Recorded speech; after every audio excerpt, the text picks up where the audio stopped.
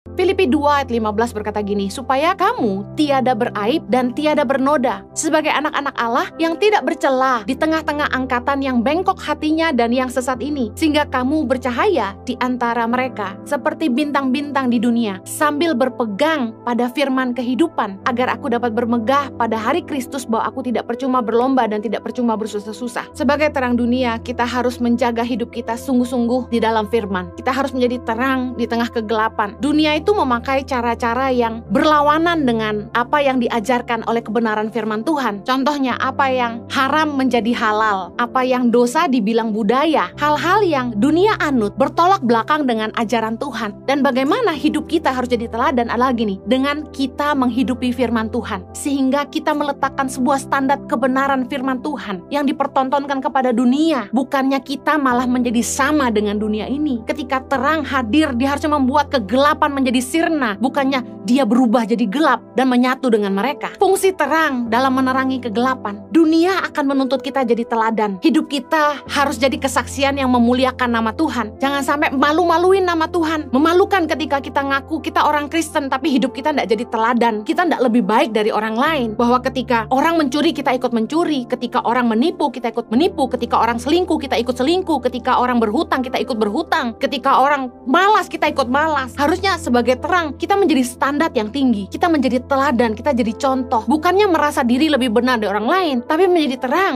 Kita punya tanggung jawab untuk menyatakan kemuliaan Tuhan dalam apa saja yang kita kerjakan. 2 Korintus 2 ayat 14 berkata gini, tetapi syukur bagi Allah yang dalam Kristus selalu membawa kami di jalan kemenangannya. Dengan perantaraan kami, Ia menyebarkan keharuman pengenalan akan Dia di mana-mana. Harusnya kita bawa keharuman pengenalan akan Kristus kemanapun kita pergi. Jangan sampai orang lihat kita, oh itu Kristen, ya nyolong, itu Kristen, selingkuh. Jangan sampai nama Tuhan dipermalukan. Matius 5 ayat 16 bilang gini, demikianlah hendaknya terangmu bercahaya di depan orang, supaya mereka melihat perbuatanmu yang baik dan memuliakan Bapamu yang di sorga. Ketika kelakuanmu buruk, nama Tuhan dipermalukan. Ketika engkau sungguh-sungguh hidup dalam kebenaran, nama Tuhan dipermuliakan. Sebagai terang dunia, kita harus memastikan hidup kita ini mempermuliakan Tuhan dalam apa saja dan di mana saja. Di rumah tangga, jadi teladan bagi pasangan kita. Jangan jadi munafik cuma baik di luar aja. Di keluarga, kita harus jadi teladan. Jangan cuma pinterin khotbahin orang tapi nggak ngurus keluarga sendiri. Di dunia kerja, pastikan anak Tuhan tuh nggak boleh malas. Anak Tuhan itu harus melebihi target. Anak Tuhan tuh harus cakap, harus kreatif. Jangan cuma makan gaji buta. Di dunia usaha, pastikan kita nggak nipu orang kayak orang-orang lain. Kebanyakan usaha itu hanya cari keuntungan diri sendiri, nggak mikirin kepentingan orang. Harusnya sebagai anak Tuhan, kita hidup dalam nilai-nilai kebenaran. Kita nggak cari kepentingan diri sendiri, memastikan usaha yang kita bangun juga menolong hidup orang banyak. Di komunitas, pastikan kita tidak merugikan, tidak jadi benalu, tapi kita bawa keuntungan, menambah nilai, bukan mengurangi nilai. Di masyarakat, kita jadi warga yang patuh,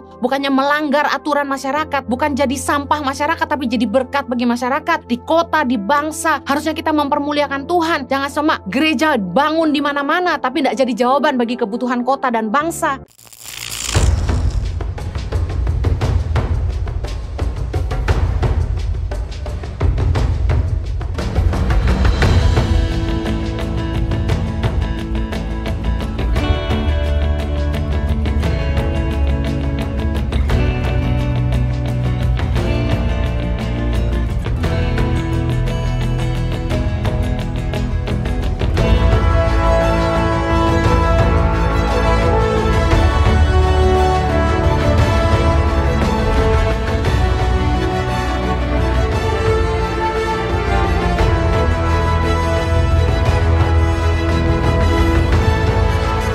Cerita anak pedalaman dalam meraih mimpi dan mengejar cita-cita bersama Tangan Pengharapan.